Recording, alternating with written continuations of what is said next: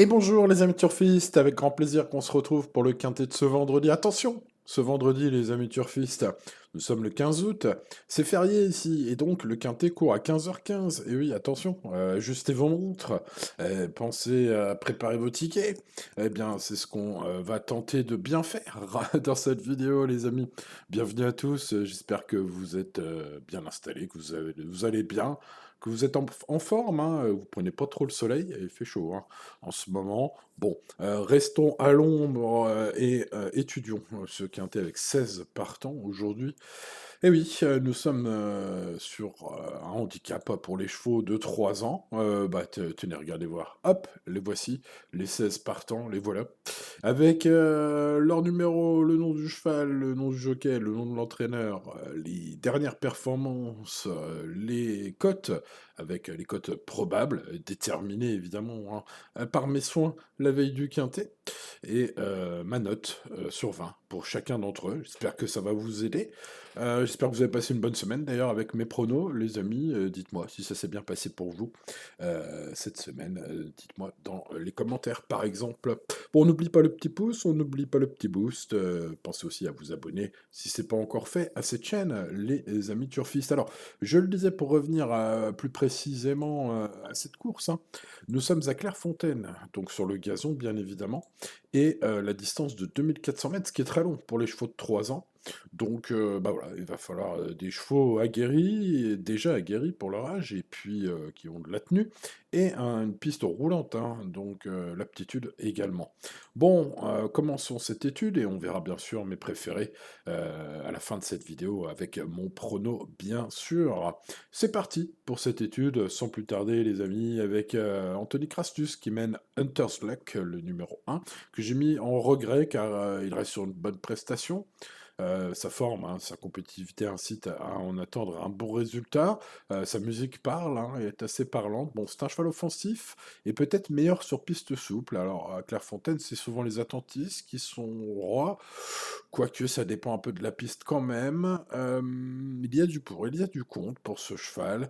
Est-ce que en bon terrain, je le vois aller au bout comme cela? Je ne sais pas. Bon, Anthony Crastus parfois est bien inspiré hein, avec ce genre de chevaux. Donc, bah, je crois que le mot regret n'a jamais aussi bien été employé qu'avec ce numéro 1, Huntersluck. Bon, passons au numéro 2, Bellagio, qui demeure en forme depuis sa victoire à Vichy selon son entraîneur Michael Desangles. Il n'a toutefois pas montré une grosse marge hein, ce jour-là.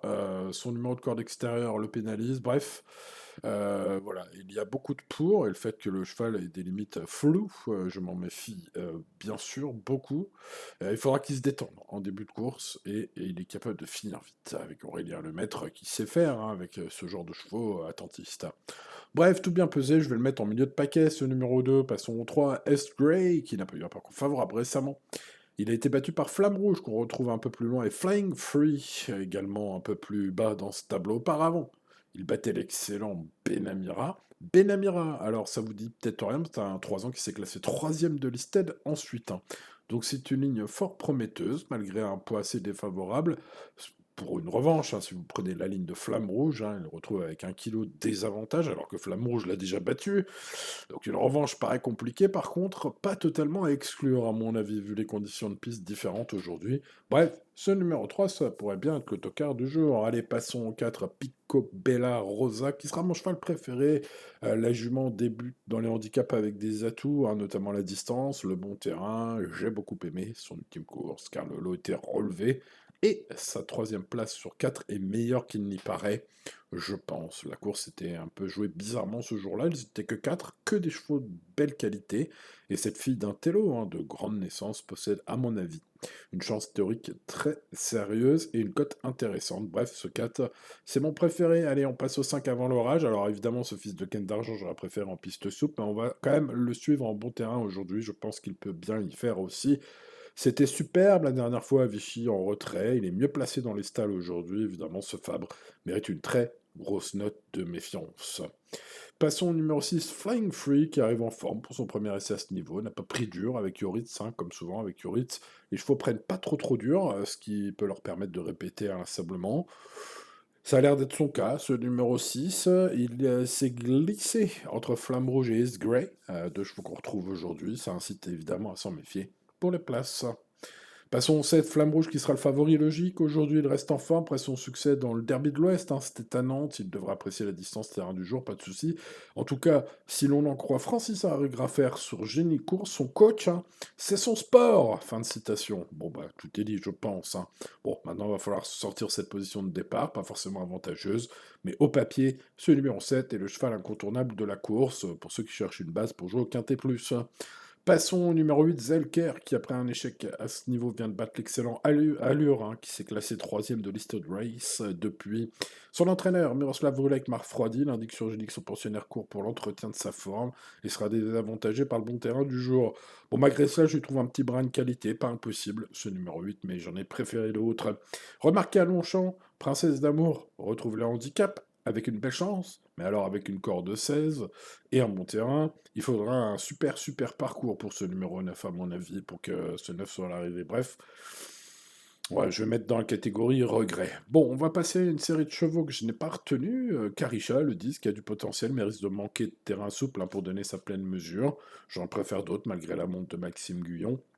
J'ai pas aimé du tout son sombrero à Châteaubriand la dernière fois, hein, troisième, mais alors dans la pampa, hein. Donc bon, voilà, faire l'impression, mais j'ai pas gardé ce 10. J'ai pas gardé le 11 Béra non plus, pour la septième course de sa carrière aujourd'hui. Bon, non, c'était la septième la dernière fois, pardonnez-moi. Bah, c'était gagné, mais c'était un maiden. Bon, plutôt bien placé, à tout approuver, hein. À ce niveau, le lot n'a rien à voir aujourd'hui. On monte très sérieusement de 2 catégories avec ce numéro. J'ai pas gardé. J'ai pas gardé la bonne finisseuse vie secrète, le 12, qui a du potentiel, mais sera à suivre surtout en piste assouplie, à mon avis. Donc, sauf si le déroulement lui est très favorable, je vois pas aujourd'hui ce numéro 12. Mais il y a un petit brin de qualité, hein. C'est pas non plus un interdit total. Passons au 13, Wim Magati, super courageuse dans le prix du Nabob à Longchamp, en course référentielle, il en est, ce numéro 13 est compétitive à ce niveau. C'est sûr, son ultime course devant 3 chevaux qu'elle retrouve ce vendredi après-midi à 15h15, je le répète, et bien sûr prometteuse et on atteste, hein, voilà. Elle peut bien sûr viser une belle place avec un bon parcours, c'est une chance très régulière ce 13. Passons au 14, Roulette, parti à 4 contre 1 et la fois Roulette à Plouf, a payé sa mauvaise corde ce jour-là peut-être, en tout cas son entourage dit qu'il revient en forme après un petit break et qu'il retrouve une catégorie à sa portée. Bon, bah écoutez, ce fils de Gaillou peut en surprendre plus d'un, à mon avis, car il a tiré une bonne corde de 2 en plus. Bref, pour cette petite rentrée, méfiance. Le 15, Almerian ne sera pas dans mon prono. Le cheval vient de gagner. C'est un régné. C'est vrai que ça incite à la méfiance. Mais j'ai pas senti Jérôme très confiant. Et jugé sa ligne récente, son relief à Marseille, hein, c'était un peu nul. Le lot, ce jour-là, en tout cas, voilà, c'est pas prometteur. Alors, est-ce qu'il faut rayer ce 15? Non. Mais je n'ai pas gardé. Je n'ai pas gardé le 16, Ico, non plus. Bah oui, il est au mieux, hein, comme le montre sa victoire de cet été, toute récente. Mais bon, c'était au Touquet. Il y avait un lot. Ouais, qui nous apprend pas grand-chose, on va dire, comme cela, hein. Voilà, ses limites sont inconnues, mais il semble affronter un lot trop fort, à mon avis, malgré la présence de, tiens, Christophe Patrick Lemaître, Lemaire, pardon, incroyable, Christophe Patrick qui revient en France, là, ici. Eh ben écoutez, avis aux amateurs, écurie redoutable en plus.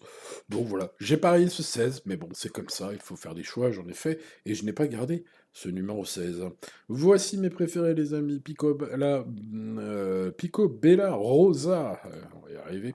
C'est ma préférée, oui, pour ce premier handicap me semble très compétitif. Je sais, sa troisième place la dernière fois a eu lieu dans une course à 4 partants, mais j'ai revu la course plusieurs fois. Il me semble qu'elle avait la pointure en tout cas pour aller avec ce genre de chevaux, qui me semble être des chevaux de grande qualité. Et donc aujourd'hui, pour ce handicap, bah, on va voir si elle n'est pas prise trop au poids, mais je ne pense pas, c'est pourquoi j'ai gardé premier ce numéro 4. On verra bien. Flamme rouge, favori logique, évidemment, toutes les lignes, sa forme, la grande confiance de Francis-Henri Graffard, son entraîneur, hein, qui indique dans la presse que c'est son sport, fin de citation. Je pense que beaucoup de choses sont dites. Mais bon, voilà. En tout cas, ce 7 me semble, pour jouer au Quintet Plus, une bonne base. Avant l'orage, bah, j'aurais préféré justement un orage. C'est pas prévu, le terrain devrait être bon.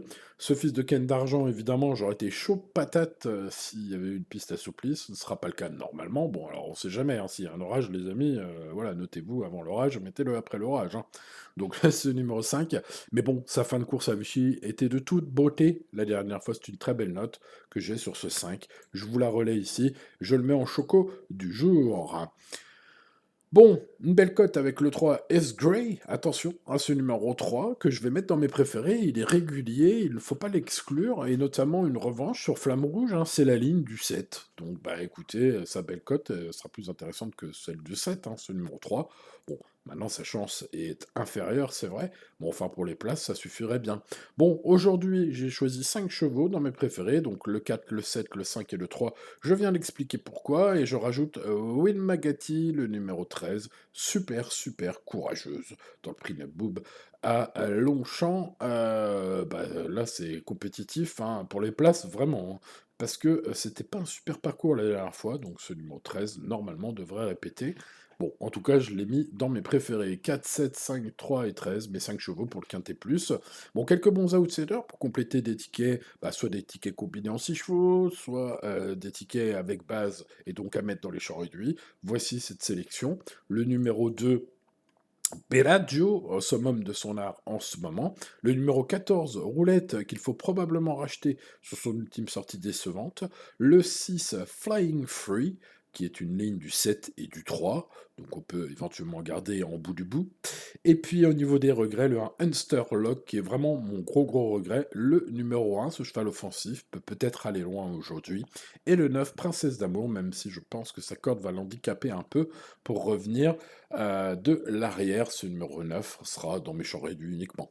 Voilà les amis de Turfis, l'indice de confiance reste à 4 sur 10, donc bah, restez raisonnable comme tous les jours, hein. Voilà pour le prono du quintet de ce vendredi. Je rappelle que le départ est à 15h15. Je vous souhaite bonne chance. N'oubliez pas le petit pouce, le petit boost sur la vidéo. Vous pouvez aller voir aussi les pronostics de la presse sur mon site internet, pronoturfgratuit.fr, bien sûr. Si vous souhaitez voir le top 10, voilà, vous tapez sur votre navigateur internet, les amis, top 10 de la presse, et vous tomberez sur mes pronostics de la presse pour ceux que ça intéresse pour compléter ce prono.